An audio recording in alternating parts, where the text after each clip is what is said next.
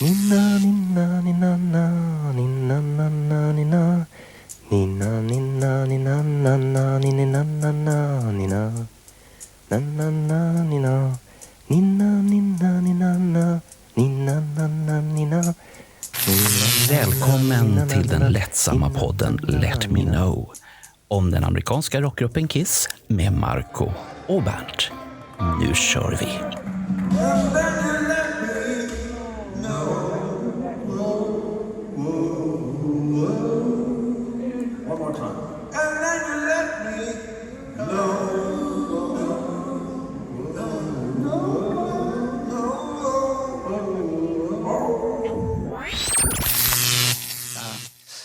Japp, då har vi ett trevligt extra avsnitt här där vi har fått lite feeling efter vi har spelat in en annan podd, så fick vi lite feeling och vi gör en till när vi ändå var på G. Fast vi är förberedda, vi har manus och alltihopa som vanligt. Och den här gången är det Kiss i bokhyllan, från smink till trycksvärta. Vi är väldigt klatschiga med dessa rubriker som vi har på våra arbetsmanus alltså. Och sen det här introduktionen, varför slutar vi aldrig läsa om Kiss? Vad tror ni är anledningen? Att vi söker alltid mer information, fakta. Ja, men alltså vi är väl det släktet att vi vill veta så mycket som möjligt, och vi har väl insett kanske att det finns bara mer och mer egentligen att utforska och ta reda på och kontrollera och gräva ner oss i, så att det här är ju ett evighetslångt livsverk egentligen. Ja, om jag lägger in den här variabeln att vi Kiss-fans har varit väldigt speciella ända sedan den första stund vi har upptäckt Kiss. Ja. Så har vi varit samlare Absolut. utan någonting, läst Absolut. utan någonting, och det har varit poster, information, det har varit okej. Sen började böcker komma, videosar komma, men vi har alltid sökt efter information och det Ja. har väl följt oss. Och efter vi hade gjort den här podden med Julian Gill så bekräftade han ju där, för han har gjort böcker för om Aerosmith, Def Leppard och Kiss, och han sa rent ut på en gång: Kiss är det som säljer. Ja. Och vi är mest trogna på att köpa böcker, medan de Ja. andra fansen, ändå är det så pass stora grupper, så Ja. är de inte i närheten ens en gång utav siffrorna. Nej. Så Nej, att- men och- Kiss-fans har ju alltid varit en köpstark fangrupp så att säga. Ja. Jag tror inte de andra banden har den typen av bandkultur då.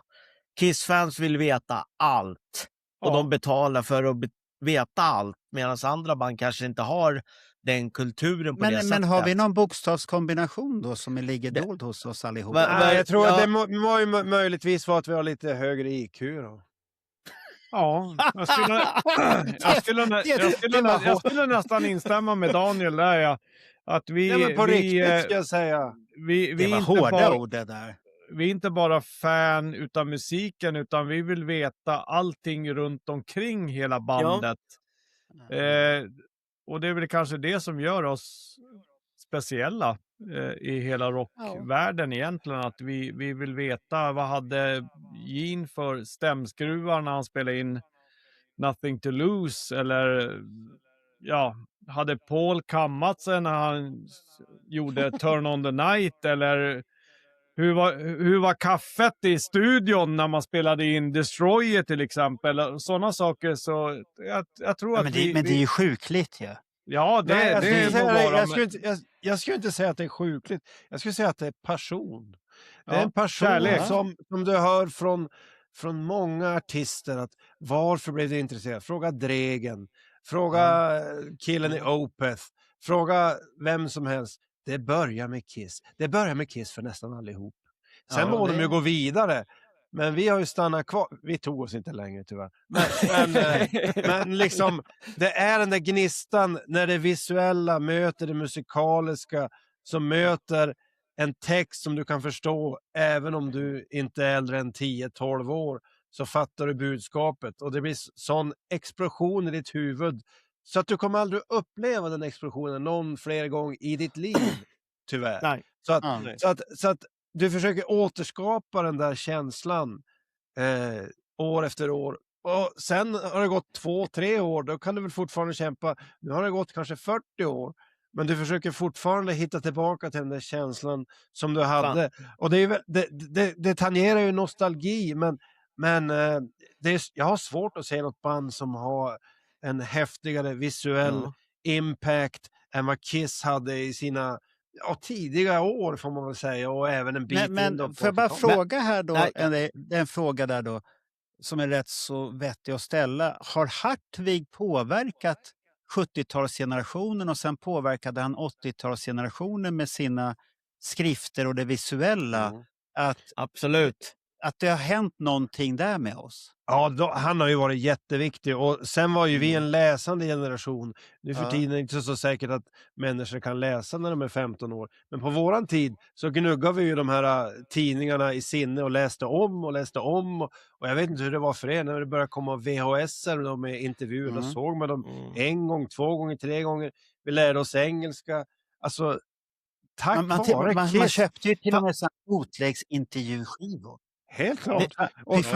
Och tack vare det här så fick vi en grund där vi lärde oss att läsa och ta till oss information och söka information, byta med varandra, skapa en social verksamhet mellan fans. Så det var ju jätteviktigt för vår generation. Vilken bra grej! Det här med att man försöker återuppliva allting som första gången hela tiden. Det låter ju nästan som fan missbrukarbeteende, att man ska få tillbaka första kicken igen. Nej, men nostalgi... men det är lite åt det hållet. Fast om jag säger så här, nostalgin... positivt, det var inget negativt.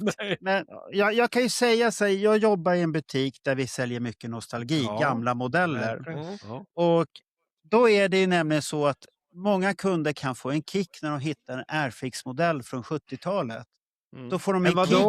En Airfix, alltså gamla plastmodeller. Det är ett fabrikat, Airfix, som gjorde mycket flygplan. Det var före din tid, vet det, Daniel. Så att, jag sa, Bernt är inte med, kan vi ju säga. Kan du berätta varför? Han är sjuk. Han har varit på galej. Och sen vart han sjuk. Och han drack inte för mycket. Han drack vatten hela kvällen, kan jag intyga. Jag drack däremot öl. Och många andra drack öl. Men den som vart sjuk vart Bernt. Och det kan ju bero på att han inte drack öl. Då var han mottaglig för alla virusar. Så tänk på det nästa gång, Bernt. Öppna dig. Våga drick. Och sånt här. Så att, eller så var det att han vart sjuk för att Jimmy Åkesson var där. Så kan det kanske vart feber där då. Han var rädd att han skulle få en kram, att de skulle bli vänner. Men vi hoppas att han kryar på sig igen. Tänk att vi håller på att glömma bort Bernt, att vi inte saknade honom. Jo. Vi saknar dig, Bernt. Vi saknar dig. Vi saknar dig. Absolut. Så krya på dig, Bernt. Han är snart tillbaks. Han är tillbaka. Men om jag får det här nostalgin finns då i min butik med äldre gubbar som köper och vill uppleva sin barndom. Det finns yngre människor som vill uppleva nostalgin och bygga skitmodeller. För det är skitmodeller jämfört med dagens modeller som är precisionsmodeller som du enkelt sätter ihop. De här gamla modellerna måste du jobba med. Och det är samma om du går till skivmässan. Där sitter gubbar och bläddrar bland gamla skivor. Och inte för att vara elak, men jag såg en som tycker om att åka på skivmässor och har en liten YouTube-grej. Och då kan vi reflektera att han köpte då skivor som han tyckte att han var tvungen att ha i sin skivhandel. Det var Buddy Holly. Sen var det han som sjunger Rock Around the Clock. Köpte han en skiva med. Och sen köpte han Madonna. Jerry Lewis eller? Och sen köpte han Madonnas andra skiva Like a Virgin. Och jag bara satt och tänkte, det är bra att du köper, men när kommer du lyssna på det? Det var den känslan jag fick, att det här är bara någonting man stoppar in, inte går att sätta på Like a Virgin-skivan. Så, wow, nu ska jag lyssna på den idag. Det kommer ju aldrig ske en sån grej. Sätta på A Virgin, det lät konstigt. Du vill alltid få till det på något sätt. Får jag återkomma till det här, till nostalgin? För mig har det inte varit nostalgi. Jag har ju liksom levt med det här. Det är ett livslångt kärlek man har. Den här kärleken är ju mycket djupare än till en kvinna. Det går inte ens att jämföra. Alltså det är en större kärlek. det än var, Ja. det var hårt. Lyssnar alltså. din fru på podden? Nej, men jag instämmer. Så är det ju. Jag skulle säga att det är en annan typ av kärlek. Ja, det är bra Daniel. Ja. Du har räddat upp. Det är en annan typ av kärlek.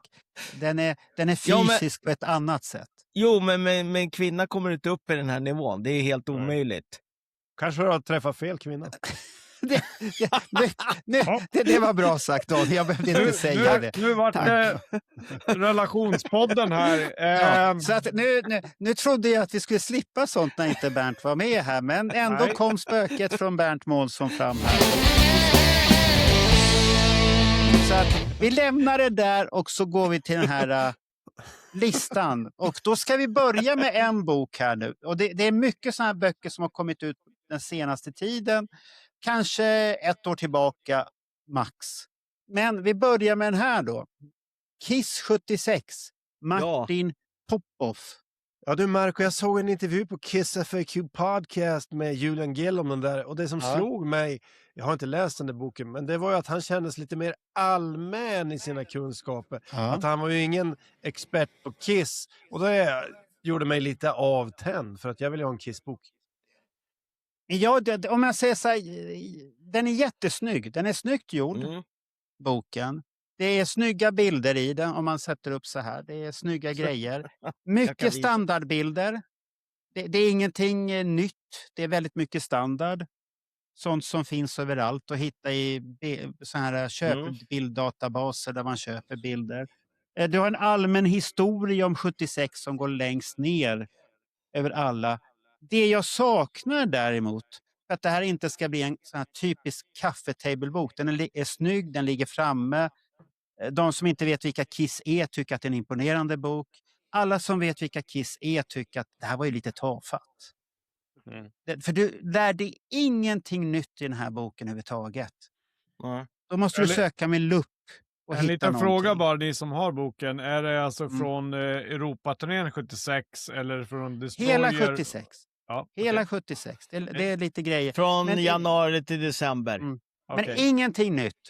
Så det är inga det- unika bilder från Sverige-liggen? Allt Det är är Sammanställning. köpt i bilddatabaser som du kan Okej. köpa. Alltså, Europaturnén är knappt omnämnd i den här boken. Nej, för han är ju amerikan. Han förstår inte var Europa ligger. Ja, det ligger Och det jag fick, för att Bernt ville göra nämligen en podd med Martin Poff. Och jag tror inte han vill komma efter jag har dissat honom nu i ett antal program här. Jag har dissat honom när Julian Gill var gäst och jag har dissat honom nu också. För att han gör ju böcker utav många artister. Och det verkar vara att man gör en bok för att tjäna pengar. Sen kanske han inte tjänar så mycket pengar och han är med och han kan prata, men han har inga djupa kunskaper i Kiss-storyn överhuvudtaget. Och han har varit med i Free Sides of the Coin där han sa faktiskt ingenting. Och sen var han med i Kiss FAQ där Julian frågade och de pratade lite mer. Men vi fick ju bekräftat, eller i Julian-podden när vi hade med Julian om sin War Machine, där han bekräftade att han är inget riktigt Kiss-fan. Nej.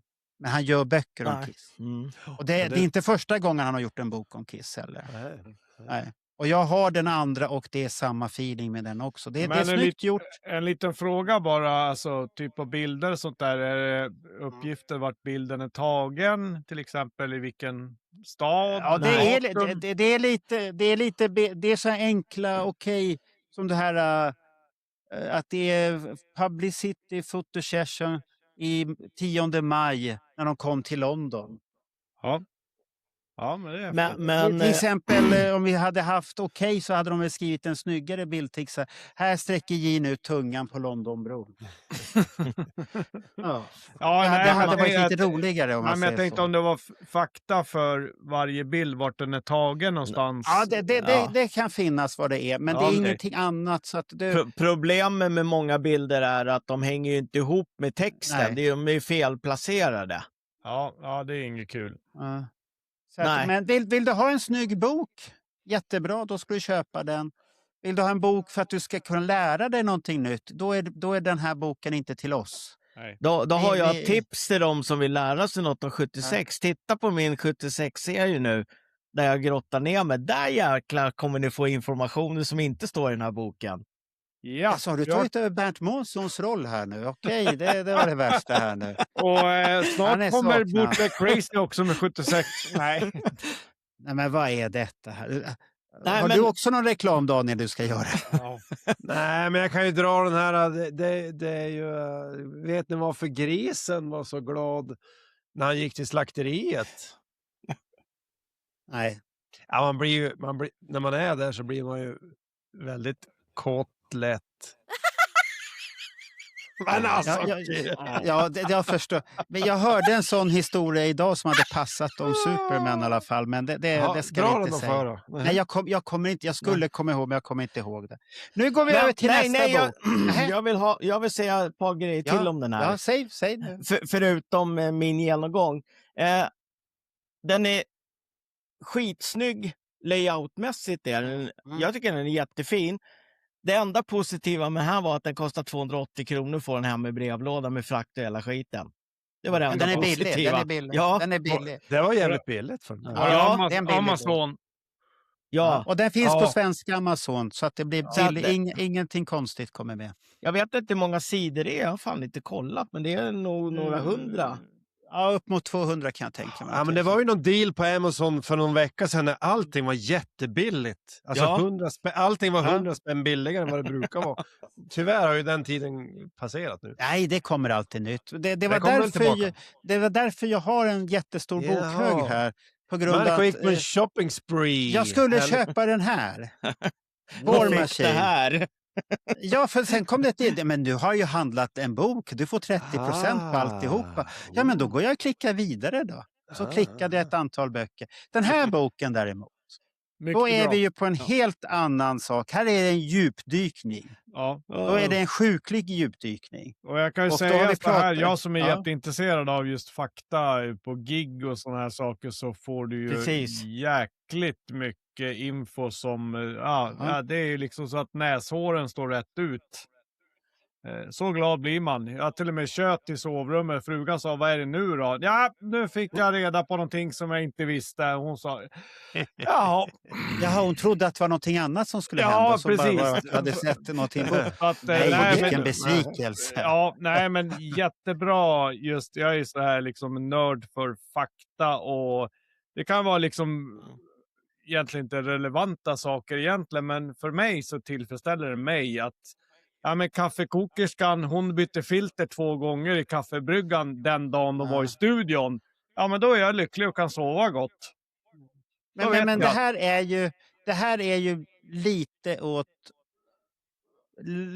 snuddar på Alex Bergdahl och Carl Linnaeus, kan man väl säga. Ja, Men de är absolut. bättre på att skriva och får det mer flytande. Julian Gill har förbättrat sig fruktansvärt mycket sen han började göra böcker. Och han sa ju det i podden att det finns, för det var Bernt som frågade där, finns alla böcker ute? Nej, det är en bok som han absolut inte vill ha ut, och han skulle börja göra om den boken. Och så kom han fram till, helvete vad dåligt jag skrev. Det här tänker inte jag göra om överhuvudtaget. Så vi vet inte, han har ju så många bokprojekt på G. Och den här boken, vill man ha någonting om man gillar Creatures, då finns den i det här mjuka fodralet som var den första.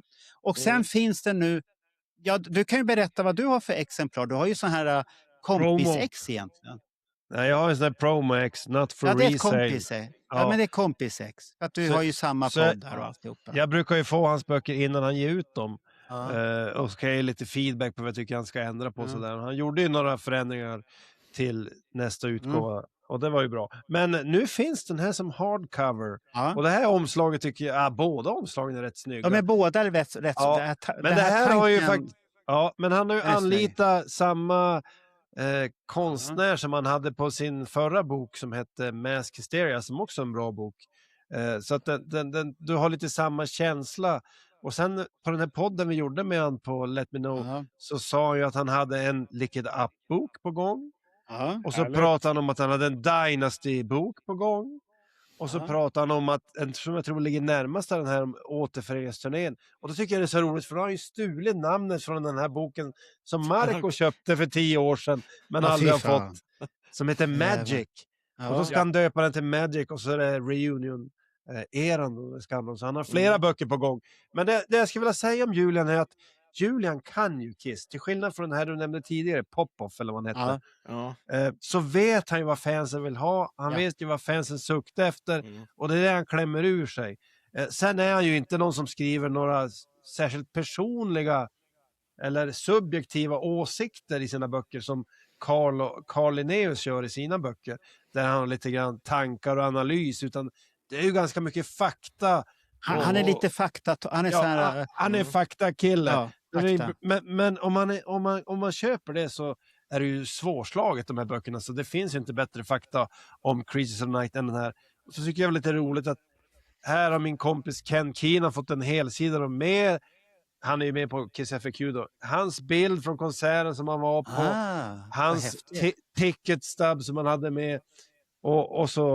Men då hade man ju gärna sett, hade jag skrivit den här boken kanske men Ken, kan du säga någonting om konserten som du upplevde? Och så hade jag tagit med det. Men det brister ju Julian lite grann. Han har inte med de här personliga, subjektiva liksom eyewitness-kommentarerna som man skulle kunna med. Utan det blir ju ganska vad ska man kalla det egentligen? Alltså det blir som det är statistik. Och det är det som hände. Men inga nyanser, ingen finlir.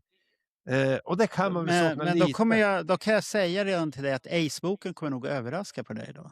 Ja, när den kommer. För den är mer berättande i berättande form där personer berättar om hur det var precis då. Så att den är väldigt häftig på det sättet.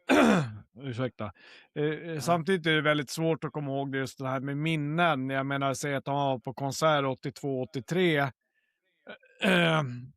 och komma ihåg liksom vad som egentligen hände. Det finns folk som frågar mig, jag menar hur var Kiss i Stockholm 88? Och jag har liksom en egen bild och så, nej men så var det ju inte. Nu har ju för sig inte vi i Stockholm filmat. Men jag har ju liksom, innan jag fick tag i den här soundboardinspelningen från hovet, så hade jag liksom lite grann men det var så och så och så. Och sen lyssnade jag på konserten så, nej fan så var det ju inte. Nej, just det. Och det är det som är svåra. Och samtidigt, jag såg ett Twisted Sister på Come Out and Play-turnén på hovet 86. Ja, coolt. Det gjorde jag också. Och så såg jag, det var väl du Marco som la upp ett YouTube-klipp att det fanns på Come Out and Play-turnén från USA. Eller så var det inte du. Det var någon annan. Nej, det var nog inte jag. Det var liksom så här. Och så började jag titta på den och så, jaha, det var så. Och minnet kan ju liksom svikta med åren och det är inte så konstigt egentligen. Men en liten shout-out till boken att Killers nämns ju också den här perioden. Lite intressant. Han har med Peter Criss också. Ja, precis. Let Me Rock You. Så att, nej men jag har varit tandvattnet rann faktiskt. Det var lite kul fakta som inte jag visste. Så att är man en sån här, vad heter det? Heter det nagelbitare? Eller vad heter det? Då är det spännande om det är något. När man är en nörd. Liksom så här fakta, ungefär som Rogers program på Let Me Know-podden. När man får fram så här fakta så här liksom att Roger är ju en fakta. Han är ju datornörd och Gene hade svarta strumpor på Beacon Theater 75 till exempel så här. Jaha, okej, det var kanske inte vad man egentligen behöver, men det var kul att veta. Och jag kände den där boken, jag har inte lusläst den, men jag har gått igenom den och jag känner en tillfredsställelse. Men det är väl ingen bok man tittar väl igenom den en första gång och så kan man återkomma till den tycker jag. Men absolut. Jag läser ju alla böcker från sida 1 till slutet. Men han kommer ju runt det där personliga lite grann på slutet. När han inkluderar en artikel av Michael James Jackson som var producent på Creatures och Lick It Up och producerar trummorna på Animalize som får återge då lite grann hur det var under inspelningen av Creatures. Och då får det lite personligt. Sen då är det här, stämmer det han säger?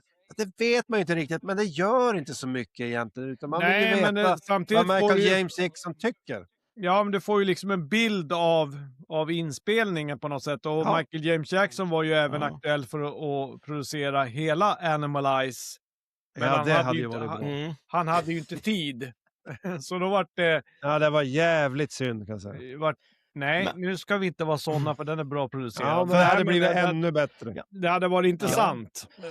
Ja, det hade varit. Vad har Roger att säga då? Ja, för mig, jag är likadan som Johan. Jag gillar ju såna här turnéböcker. Alltså inte Tourbox, men faktaböcker. Det gör du visst. Slut inte. Du gillar alla böcker med siffror och bokstäver i. Ja, men inte Tourbox som man köper på konserterna. Ja, du menar de Nej, officiella men jag- turnéböckerna? Och, Ja, men när jag säger turnéböcker så menar jag alltså fakta om turnéerna. ja.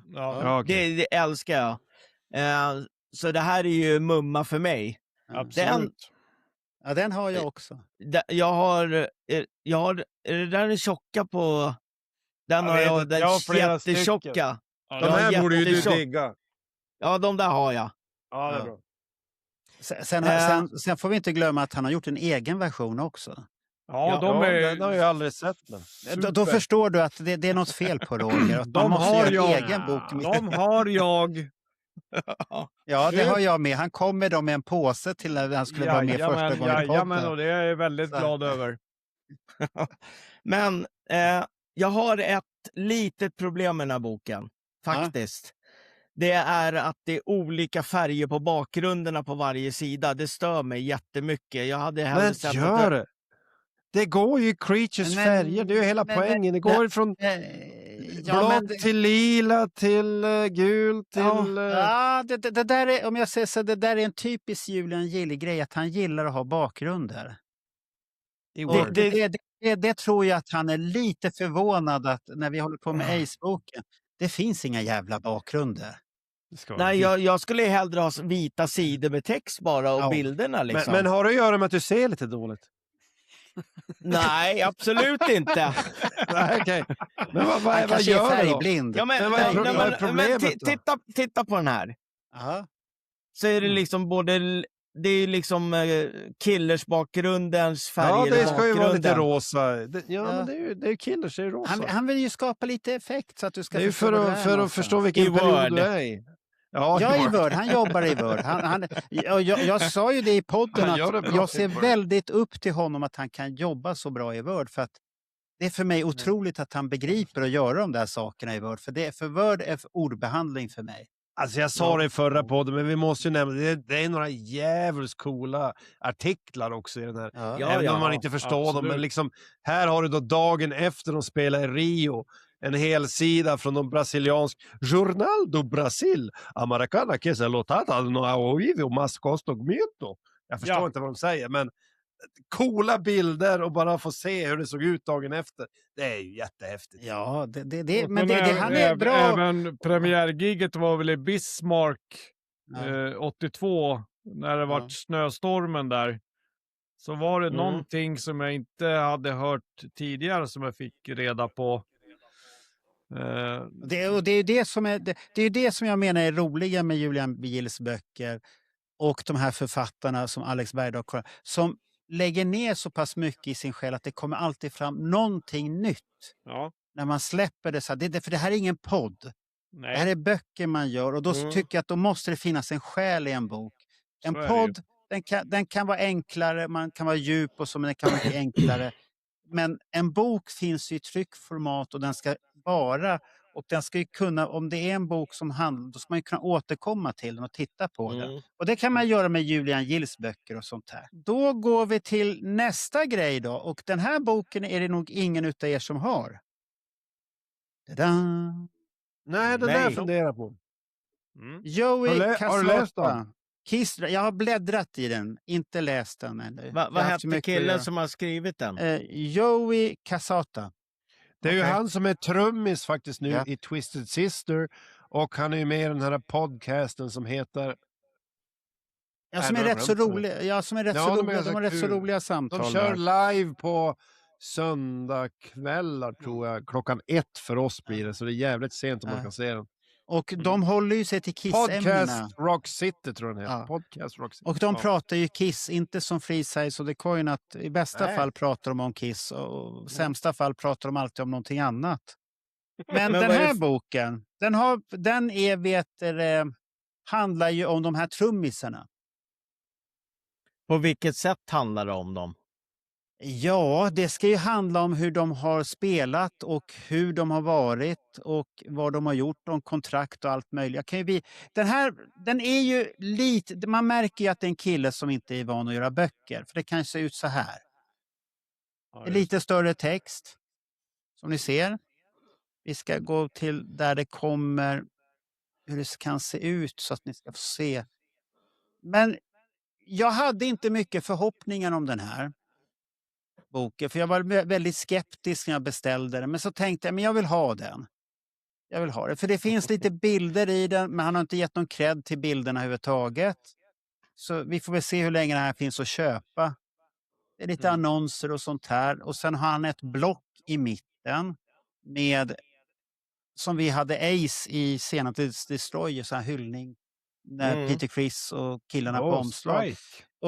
Och det här handlar väldigt mycket om hela det här, hur de spelade på skivor, vad som hände, deras trumkit som ni har här till exempel. Och Eric sånt. Carr ser det ut som. Ja. Så att han går igenom, den som får minst publicitet här, det är Erik Singer. Ja, Så att han har inte många sidor, men det finns ju mycket sånt här så att man kan se och dregla på hans upplägg och allt det här, hur han har trummor och sånt här. Och här verkar han vara glad att han har fått till den här toningseffekten på symbolerna, tror jag. Mer än vad han har koncentrerat sig på hur det ser ut. Och sånt här. Så att den är intressant. Den finns mycket roligt att läsa. Så att vill man veta om trummisarna, så tycker jag, den är ingen dyr bok och man kan gärna stötta någon som har gjort en bok. Och så man lär sig garanterat någonting. För mig Alltså, är det väl... ja. För mig är det rätt så mycket, så jag kan inte så mycket om trummisar annars. Men så det finns ju mycket intressant. Den är lite, om man jämför med de två andra böckerna, så är den väl lite barnsligt gjord, om man säger så. Det är enda som är nackdelen. Det är en kul idé, men den här Joey Cassara, jag vet inte om världen känner till honom, men han har ju spelat med de här The Handsome Devils. Som brukar spela på sådana här Kiss-events i USA. Ja. Han är ju grym. De brukar spela hela The Elder Live och hela Creatures of the Night Live och Lick It Up Live. Och han är ju jätteduktig trummis. Och han har även gett ut en intressant bok, den har jag inte läst. Men The Order of the Rose, den kom ju bara för något år sedan. Där han skrev, alltså han har skapat, den är inspirerad av The Elder. Och så han skriver en skönlitterär bok om liksom... Han har gjort om The Elder till en skönlitterär bok och har massa sådana här roliga Kiss-kopplingar i den. Så den skulle man ju plåga sig igenom någon gång också. Men jag tror jag går först på den där trummisboken. Den tycker jag verkar intressant. För att det som är rätt så fascinerande med honom som personlighet, att i den här podden som du nämnde, så är han en rätt så lugn kille i den podden. Han pratar, för det finns 2 stycken som är lite vildhjärnor och sen han är rätt så lugn, men han pratar i alla fall och är väldigt duktig och kan sin sak. Så att det är ingen dum kille överhuvudtaget. Nej. Så att det här är, så att jag kan rekommendera den, att den var över förväntan, den här boken. Jag hade inte stora förhoppningar, men jag har hört mycket positivt om den, de som spelar och tycker att den är bra. Så att, och den är ju tjock. Så det finns ju mycket att läsa. Ja, men är du färdig med den där nu, då kan jag köpa den för 100 av det. Nu är det så att jag samlar på böcker. Jaha. Det skickar vi. Ja. Så ska vi gå på nästa bok här då? Eller har du någon fråga, någonting mer om den där boken? Nej. Då går vi på en bok som ni inte heller har. Jag har en fråga. Jämför man spelstilen med varandra? Ja, eller? Han tar upp sånt i boken där. Så från typ, hans sätt att se på saker.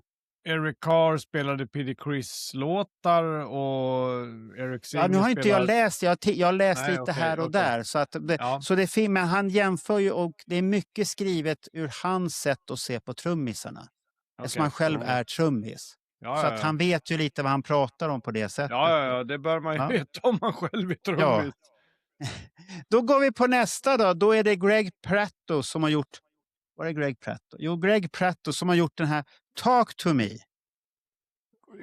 Ja, var det inte han som gjorde den där Eric Carr-boken för några år sedan? Precis. Den här. Och den Och sen här... gjorde han ju även Take It Off om den osminkade Precis. perioden. Oh yes.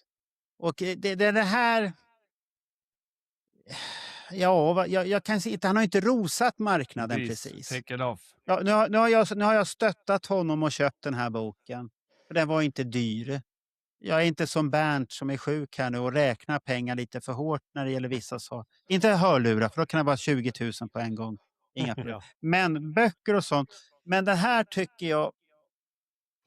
Det är gamla intervjuer mycket som man har samlat ihop som man har gjort under åren. Och samlat ihop. Så det finns ju att man kan läsa igenom den, kanske man upptäcker någonting. Men den ger inte så här jättemycket. Så att den kan man vara utan. Och den här är... Jag har för mig att den var helt bildlös. Nej, det fanns lite bilder som någon hade tagit där. Mm. Som Men vi ser här. vad är det typ en faktabok eller vad är det? Intervjuer. Intervjuer. Alla hans böcker är ju intervjuer. Han skriver Ja. inte mycket. Alltså det är inte så att Nej. han skriver något skönlitterärt själv, utan alla intervjuer, och sen beror det då på vilka han lyckas fånga intervjuerna för hur bra boken ska vara. Ska jag säga någon av hans gamla böcker så ska jag nog rekommendera Eric Carr-boken. Ja, och håller med särskilt då, faktiskt. och särskilt då när han skriver om Eric Carrs sista dagar här, då finns det några intressanta kapitel för ni Kiss-fans där ute. Den här kan inte kosta många kronor nu för tiden, tror jag. Men Jag Nej, tror den, inte den där- den finns med. den- Jo, den den finns på Amazon. Den har jag sett. ja, det tror jag. Ja, Den finns på fortfarande, Amazon. okej. det tror jag. För de trycker ju många gånger on demand nu. Att, så Ja. länge de har filerna så kan de tuta och köra. Ja, okej. Det är så de gör med de här böckerna när de kommer på Amazon Sverige. Att de har grejerna och så trycker de. Och det Nej, men- sa ju han Julian Gill att bokens kvalitet kan ibland skifta, men då kan man ta det med Amazon om man tycker att det var ett dåligt ex eller något sånt där.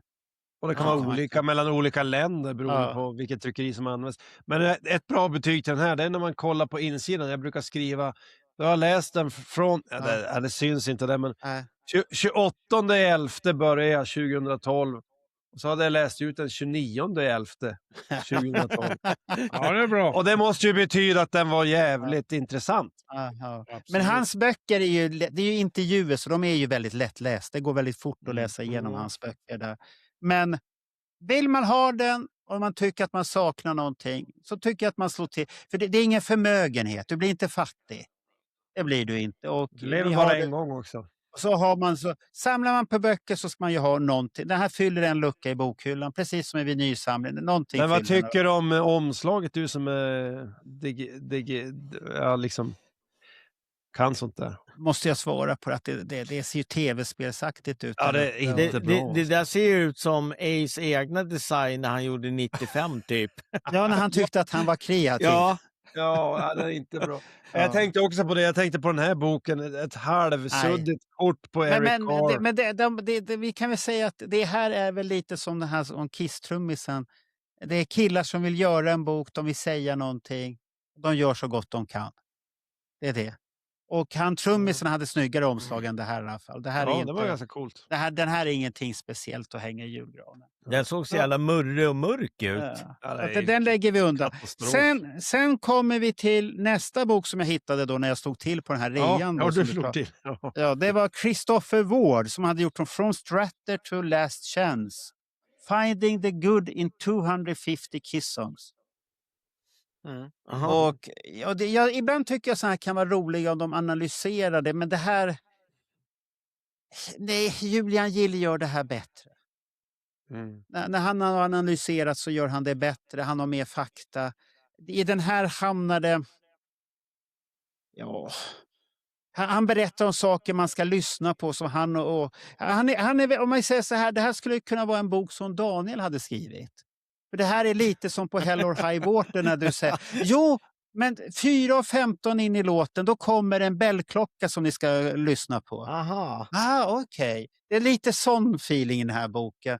Eller så lyssnar ni in 2:20 in i Fight to Hell to Hold You, för då kommer det, någonting som påminner någonting därifrån. Så det är lite Daniel i den här boken. Ja, men den där kanske jag skulle haft. Ja, så att den påminner om ditt sätt. Och det är det som jag tycker att i en podcast så kompletterar det.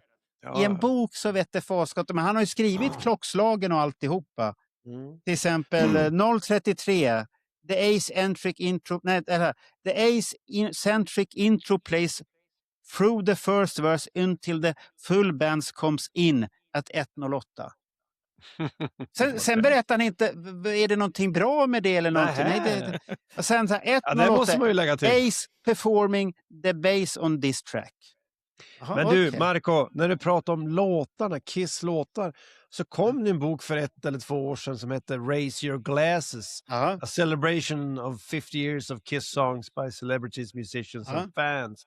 Det tyckte jag var en rolig idé. Där är han ju inblandad, den där trummisen som du pratade om, Joey Casara, som gjorde den där... Den vet inte om jag har. Och den har inte jag, men jag har varit sugen på den länge, men jag har inte slagit till. Och då har de ju gjort så här att varje låt i Kiss katalog är bedömd eller analyserad av någon. Och då har de kontaktat fans och så alla låtarna, det finns ett utlåtande om dem, bland annat några från Kiss FAQ podcast är med där och pratar om några låtar och så vidare. Det vore ju en rolig grej. Det skulle ju för det är fansens perspektiv då. Tänk om svenska fans kunde göra en om Animalize när de kom tillbaka och alltså vi samlar lite och samlar ihop till en bok. Det skulle vara jättekul. Alltså du samlar ju egentligen bara information från olika håll och så sammanställer på ett snyggt sätt i en snygg form.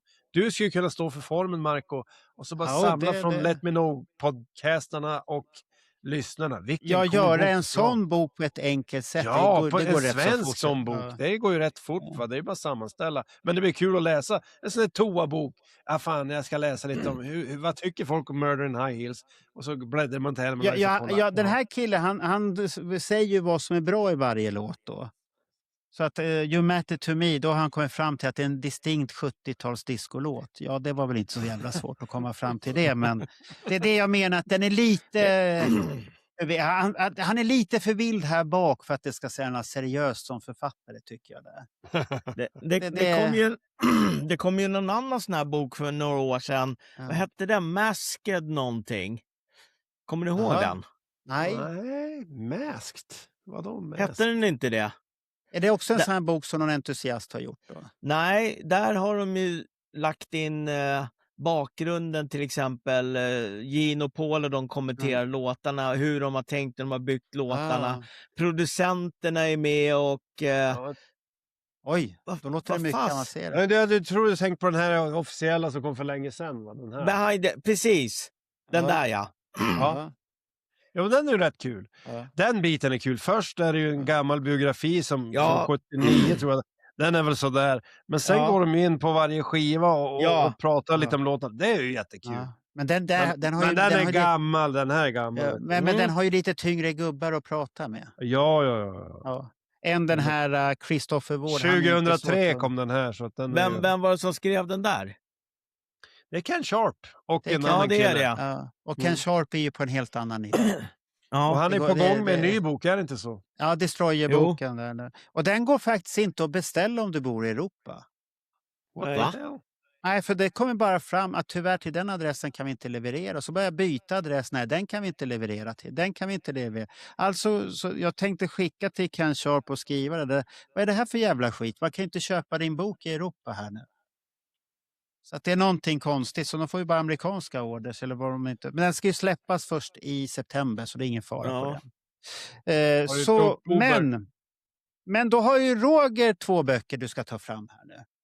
Ja, 2 extra ja. Det här är den ena. Kiss on Tour. Vem har gjort den boken då? Ja du, jag tror att det är den här... är en belgare som bor i Japan. Ja, så Japan. Okej, belgiska japaner. Ja. För det här Alain, eller vad heter han? Alain. Ja, det är riktigt tunga bilder i den här boken. Alltså, det är turnéerna från 74 fram till 83 med... Han är duktig, Alain. Ja, den här är riktigt grym alltså. Den är inte så lätt att hitta den här. Jag är lite kritisk för han borde vara bättre på vissa saker. Han har fortfarande Julian-sjukan och kör en spalt. Ja, så kan det vara. Och han har gjort böcker så jävla länge att den sjukdomen ska inte finnas kvar. Och det kommer Julian få höra tills han börjat ändra sitt system också utav mig. Fan, de är vuxna människor. Men man ser ju Ja. ändå här att de har ju Ja. som... Ja. När kom den där ut då? Ja, det är 3-4 år sedan kanske. Ja, något sånt. Ja. Det finns ingen Jag sån kommer ihåg här... det. Var köpte du den? Var det på Amazon också eller? Nej, han brukar Nej. skicka från Japan. Du beställde från hand direkt då? Nej, eller? jag gjorde nog inte det. Jag undrar om inte jag köpte den här av Niklas Olsson faktiskt. Jaha, okej. Ja, du köpte den begagnad alltså då? Nej, den låg i plastpåse och allting, så den var ju inte Ah. använd överhuvudtaget. Så han har väl Eller fått tag... antikvarisk som det heter när det gäller böcker. Antikvarisk. Ja, Ja. men jag gillar den här för det är mycket... Kolla bara omslagsbilden här, alltså den är ju helt jävla fantastisk alltså. Ja. Och du har Men baksidan. han gör ju mycket, men jag var fascinerad av hans böcker i början, men sen tappade jag lite hans böcker. Och så. Sen vart det här samarbetet med Per Strid, han gjorde några böcker. Precis. Och den funkade väldigt bra, men den tog slut. Och vad ryktet säger i korridorerna som det snackas lite om att det hände någonting där, att det sket sig Oj då. totalt. Ja. Och sånt där. Och det vet jag inte. För det är ingen som har bekräftat någonting, men någonting hände det där i alla fall. Så Han att har ju det- en hemsida, Kiss on Tour 74-83.com. Alltså Kiss on Tour Ja. 74-83.com. Där kan man beställa många av hans grejer om man vill. Ja. Men det värsta är att det blir lite dyrt när det är för Japan. Det blir så jävla dyrt när du beställer det Ja. därifrån. Så att det är synd att han inte... För att jag har för mig att han bojkottar Amazon för att han tycker det är mycket pengar och sånt där. Vad var det andra sen du hade då? Det var den här då. Det här är ju... Det är egentligen ingen bok, det är mer ett häfte. Men det här är Kiss i Sverige light, fast Kiss i Belgien istället. En tribut från Belgien där, okej. Så de Har går de så igen... mycket att säga där då? Är det belgiska Kissarmén som har gjort den eller är det någon entusiast? Ja, jag vet inte vad de heter, de här killarna. Jag ser ni... Det är 2 stycken. Ja. Ja. Ja. De är det är med två på inte- bild där.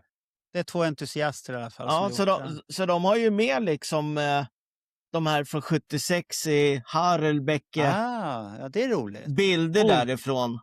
Coolt. Det är mycket Ja, det- collage. Det är alltid collage i de här. Det är Ja, men väldigt det- få som vågar köra rena bilder nu för tiden. Och sen har man ju från Unmask-turnén Ja. i Bryssel. Och sen har vi ju där Bernt var, i Bryssel 83. Den där bilden är för jävla grym på honom alltså. På Bernt? Nej, Gin! Gin. Men jag gör så här, jag skickade ju filen, ta upp bilderna Ja, så kan vi titta lite. Jag ska ska kolla. vi se, vänta, jag kan titta här. Vi ska se här. Vågar vi bläddra i den så de inte blir sura här nu då på oss? Lite lagom då kanske. Lite lagom. Vi ska se här. Då ska vi... Jag tror inte den där går att köpa längre. Den är så illa. Ja. Vi ska Ja, det är ju som bara ett collage med lite korta texter.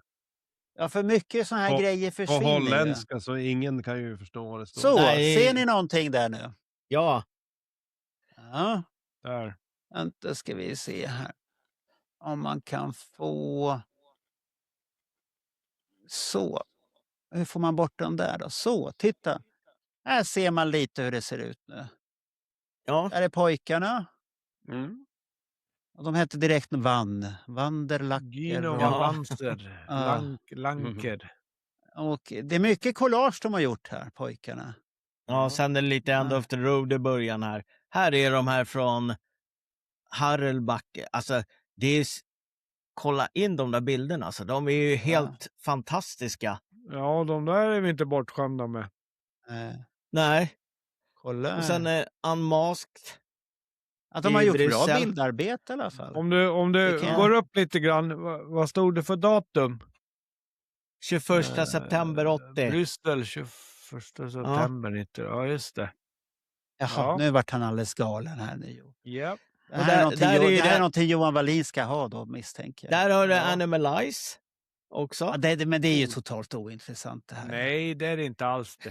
Nej, okej. Nej. Ja, men jag jävlades ju bara med det. Och sen har du... Titta, återkomsten där. Ja. Var det inga turnéer efter Animalize? Var de inte där på Crazy Nights. Inte i Belgien. Fan, de Nej. hoppade så stort där. Ja, men det Psycho Circus. Det är mycket collage över den, men samtidigt så får du ju känslan av turnéerna. Det tycker jag är Ja. lite snyggt faktiskt. 2008. Där är, Men de kör ju Precis. helspalt på texterna, de jävlarna också. Ja. De har säkert kört i Word och inte lärt sig det där. Och sen kommer det där. Så Då har vi ju det- sett lite här nu. ja. Så här förklarar de lite om sig själva också. Alain är... Alain Ja, är med där är där. ju. Ja, men Raymond Gertz känner jag igen. Ja. Undrar om inte vi har bytt bootlegs. Jaså? Ja, Någon du har gjort synder med? ja, precis. Illegala Ja, det var inte så många sidor den där. Nej, den är Nej. för tunn. Ja. Nej, men det Ja, var häftigt. den är tunn. Det är jäkligt coola grejer. Ja. Mm. Lite rolig bild på Jean där egentligen. Kort och intensiv. Ja. Ja. Men den Men var det- inte så tok. Men var det- hittade du den då? Köpte du den nyligen eller har du köpt den för länge sedan? Ja, jag tror att... Jag ska se om det står något datum. Den var ju rätt så stor ändå. Det ser ut som en jävla turnébok. Ja. Ja, den är gjord som en turnébok. Jaha, den är gjord som en turnébok. Okej. Ja, Den är men stor jag som hitt- fan. jag hittar inga datum alltså. Nej, När den är tillverkad, tyvärr. nej. Ja, den är Men väl efter det- End of the Road i alla fall. Ja, det är den. 2024 troligtvis då. Något sånt kanske. Ja, misstänker jag där. Eh, Men den tyckte jag var fin faktiskt ändå. Ja, på den var sitt fin. sätt. Men sen det där med formatet, Marco, jag vet inte om du vet någonting om, men om man kollar på officiella böcker Ja, så är de ju ungefär i det här Ja. formatet. det är standardformat. Är det mycket billigare att göra i det här formatet? För det blir ju fort bökigt med långa rader. Nej, och allt. men du Nej. vill, om du är mycket att läsa så vill du hellre ha boken i mindre format för den är lättare att ta med sig. Ja, men kolla, det är ju jätteskillnad på Ja. storleken på de Ja. här egenproducerade. Ja. Mina är ju också A4. Ja, Ja. ja. Nu gör Men han tänk reklam på det för att- sina egna böcker. Ja. Bra Men där. tänk- Jag höll tänk på faktiskt det att- baksidan uppåt. Inte Ja, men framsidan. men tänk så här då, en skön litteratur ska du ju kunna ta med dig. Ja, Ja, det men gör jag man ju skulle vilja inte med... kunna ta med, jag skulle vilja, Ja. alltså jag skulle föredra den här faktiskt Ja. i det här formatet. Ja, Jag det tycker skulle att väl säkert gå det, att känns, göra. det känns lite B1 ska jag säga till att börja med. Men samtidigt så har du bilder med på ett helt annat sätt som du vill ha ja, större. men det ska ju vara du vill det ha då bilderna kanske. större. Det vill du alltid ha. Men Okej. jag kan ju säga själv då. Men då, Om man då kan man göra som skulle- Sebastian Bach och lägga in en jättefin bild på sig själv på insidan. Ja. Ja. Där får du en fin bild. Men det finns en tanke med det här också. Det är att om jag skulle lägga den här i mindre format Ja. så skulle det bli så jävla många sidor. Jag får ju in Blir mer det- information per sida. Ja. liksom. Det är det handlar om. Är det billigare att göra dem Nu sådär? är det så här Roger, att hade du gjort den också i 2 spalt som man ska göra den så hade det blivit... Mm. Ja, Så att jag vet. Ja, så att fråga, gå ut, ett tips till alla som ska göra en Kissbok. Sök på YouTube. Vad ska jag tänka på innan jag börjar göra min egna bok? Finns både videos på svenska och engelska. YouTube har hur mycket videos som helst och man kan lära sig grunderna. Ett bra tips. Och samma om vi ska starta en podd. Ring inte och fråga mig, Bernt, Roger eller Johan eller Daniel hur du startar en podd. Gå ut på YouTube och titta. Du lär dig allting där, för det har jag gjort. YouTube-knarkat som jag brukar kalla det för. Då. Men nu har jag faktiskt en Bonusbok. elakking. Jag har en bonusbok som har dykt upp här. Oj! Oh. Ja, helt plötsligt. Det är en här. En bibel. Maiden. Ja, titta. Oj. vad Jag fin. kunde inte låta bli den här. Alltså titta. Den, Oj, den oj, slank oj, med oj. din Amazon-beställning alltså. Ja, oj, titta här. Oj, oj. Aj, aj, Och den är tung. Den här kan du döda med. Kommer det någon... så, och så... Det här är lite för mycket. Bara titta på den här sidan. Ser ni vad det är? Gamla Ja, t-shirts. här. Det är så Ja, snyggt det- när det är mörka ärmar. Jag gillar det. Ja, den här boken med jättesnygga bilder. Som ju den här Kiss-boken hade, Joe Patto. Jättesnygga bilder. Men den har ju texten också. Ja. där du får information i den här. Och den här är ju så jävla snygg. Att man har någonting som det står så där på ryggen bara. Titta. Ja, absolut. Den ser dyr ut också. Ja, den ser dyr ut. Nej, det var inte så dyrt. 400 någonting. Ja, det var inte farligt. 495 tror jag. Sen har de alltid så jävla mycket rabatter på frakten så det blir nästan aldrig någon frakt Nej. på Amazon. Så att de har ju lurat någon stackars fraktare som levererar de här. Så får inte betalt något. AIM, heter de inte AIM? De som kör ut Ja, dem. det är någon jäkla stackare som kör och så har de ingen lön. Men den här boken, den skulle jag kunna rekommendera. För det finns ju från tidigt Iron Maiden med Paul Diano och alla de här olika perioderna och sånt här. Och jag är inget jättestort Iron Maiden-fan. Så jag tycker inte om att se Iron Maiden live längre. På grund av att för mig blir det för mycket galopphårdrock. Jag tröttnar efter ett tag. Det går Det är basen där, ja. Ja, och jag blir trött efter ett tag. Sen går jag igång på vissa låtar som alltid har fastnat i. Ja. Men jag gillar ju, det här har ju en profil, det påminner mycket om Kiss det här. Det är den här jäveln. Ja. Lilla Jag tänkte Eddie här. precis säga det.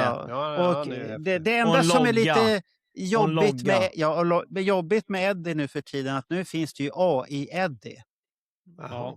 Testa att gå ut på vilken jävla AI-app som helst. Make an Eddie, posing like a Kiss-fan eller vad fan som helst. Eller make a Eddie like a Russian fisherman in Umeå.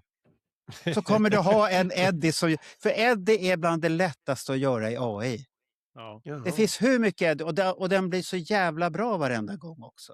Det ser ut som Eddie. Så att så nu behöver de inte han... Gjorde inte du halva ansikte på dig själv med Eddie? Ja, det har jag gjort. Ja, det har jag gjort.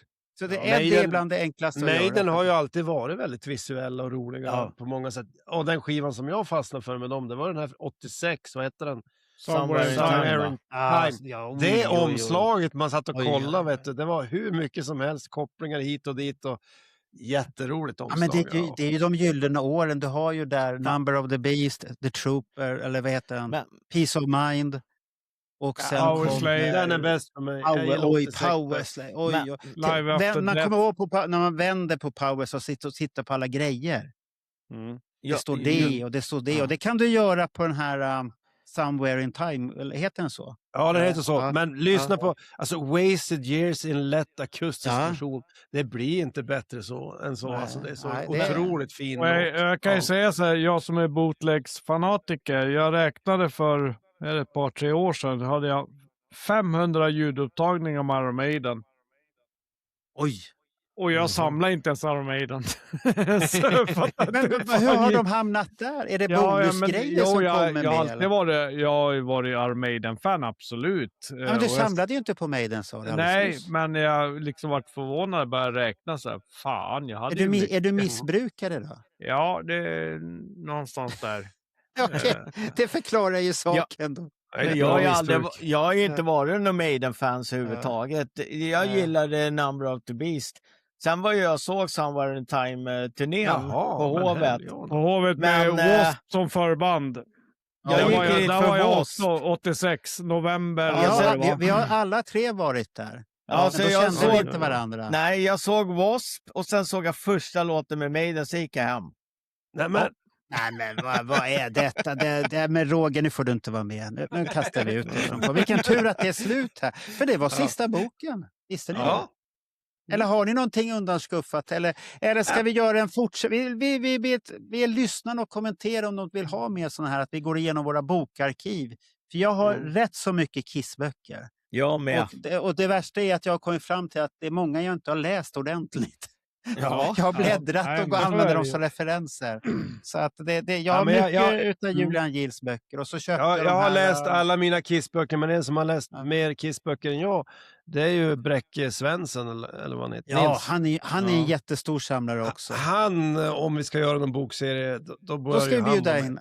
Han ska vi bjuda in också, för att han har så mycket böcker och han kan ju låta svensk. När vi säger låt svensk, då låter han ju lite överdriven. Och han läser böckerna. För jag upplever att många köper ju mycket böcker, precis som LP-skivor. Och sen står de där i bokhyllan. Men de läser dem inte och de lyssnar inte på dem. Jag brukar läsa snuttar här och där. Och är det någon bok som jag som du hade de här Ken Sharps böcker, de har jag läst från pärm till pärm. Ja, det har jag också. Den här har jag inte läst överhuvudtaget. Jag har slagit upp lite uppslag och läst bara. Och sen bara, nej, det här går inte. Jag varit så besviken när jag märkte att det var så Ja. mycket köpbilder, att det var ingenting unikt Nytt. överhuvudtaget. Nej. De har ju Nej, lagt vadå? någon sån här glosser på bilderna här i varje fall. Det är bara lack. Det är ingenting. Tänk att alla blir så fascinerade för att det är lite lack på omslaget. Det är snyggt det. Lack och Ja, fan vad läder. du är billig. Det är vad du är. Du går igång på billig. Du är billig. Du ser ett fruntimmer med lite lack. Ja, jävlar vad snygg hon är. Black leather, det gillar ju alltid Ace. Black Ja. leather där. Black Diamond. Ja, såg ni bilden på Bernt och mig hur vi såg ut på festen? Stenkola. Det var en Ja. bra bild på er. Ja. Bernt var tatuerad på händerna. Ja, vilken frisyr han hade fått också. Ja, han har ju Riktig alltid jävla bra frisyr. gangsterfrisyr där. Ja. Alltid bra frisyr. Den riktiga bilden fanns ju där. Där såg vi rätt så mossiga ut båda två tyckte jag. Men det var roligt att vara på såna här fester. Och jag får hoppas att han uppskattade lilla presenten han fick. För Anders Tengner fick ju... Vi satt, det var inte med att man skulle komma med present, men jag tycker man kan alltid komma med någonting lite personligt.